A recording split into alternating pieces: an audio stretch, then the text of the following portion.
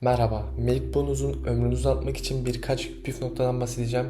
İsterseniz hemen başlayalım. Hiç vakit kaybetmeden direkt başlayalım. Video bittikten sonra diyeceksiniz ki bu kadar kolay mıydı? Ama videonun sonunda o kadar emin olacaksınız ki bu yüzden dikkatli dinleyin. En büyük yanlış sürekli batarya kullanımı. Birçok kişi MacBook'unu şarja çıkarıyor normal pili de takılmadan. Herkesin bildiği şey şöyle oluyor. Şarjdan çıkarıyorsun, kullanıyorsun. Şarjı böyle 10'dur 20'dir. Alıyorsun hemen şarja takıyorsun. Şarj aldıktan sonra çıkarıyorsun yine kullanıyorsun. Bu yanlış. En sağlıklısı bizim için pilin %100 olup bizim için en iyisi şarjda prizde kullanmak. En iyisi prizde şarjı kaç olursa olsun 10'dur 100'dür. 100 olursa daha iyi. Neden derseniz 100'de daha çok bataryaya sıkıntı vermez mi derseniz şöyle ki pil %100 olduğunda şarjdan gelen bataryayı kullandırmıyor.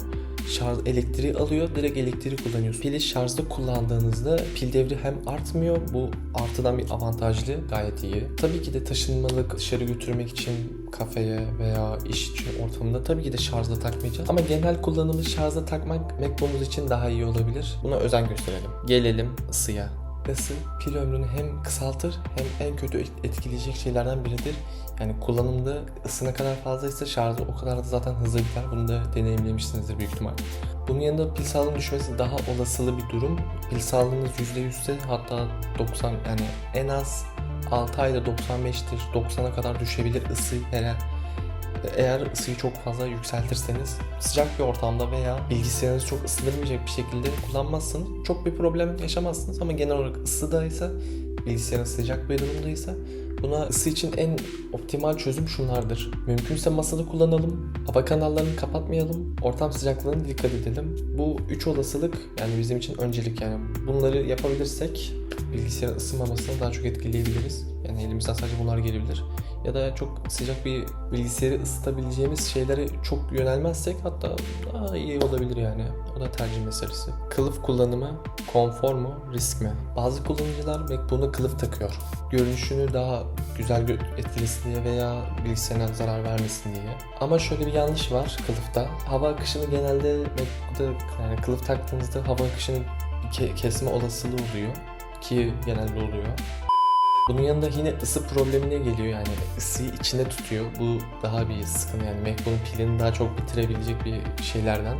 Bir diğer ikinci problemimiz ise kılıf kullanırken bir yandan da hatta ısıyı içinde tuttuğu için bilgisayarın yani kılıf kullananların bazılarının çok yaşadığı bir problem var. Bilgisayarın daha çok sıcak tutması yani sıcaksa daha sıcak oluyor. Böyle bir durumumuz var. O yüzden kılıf kullanmaya daha çok dikkat edebiliriz. Hatta hiç kullanmasak daha iyidir. Yani ısıyı en azından dışına atabilir. İçine tutarsa daha çok sıkıntı olur hem pil açısından.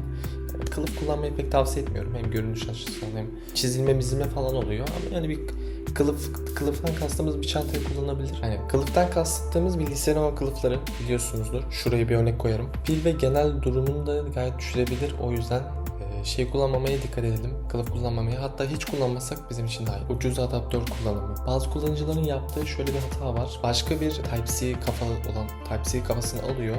Onu MacBook'unu alıyor, birleştiriyor. Bu başka bir markası. Yani çok bilinmedik olabilir ya da kötü bir firma olabilir.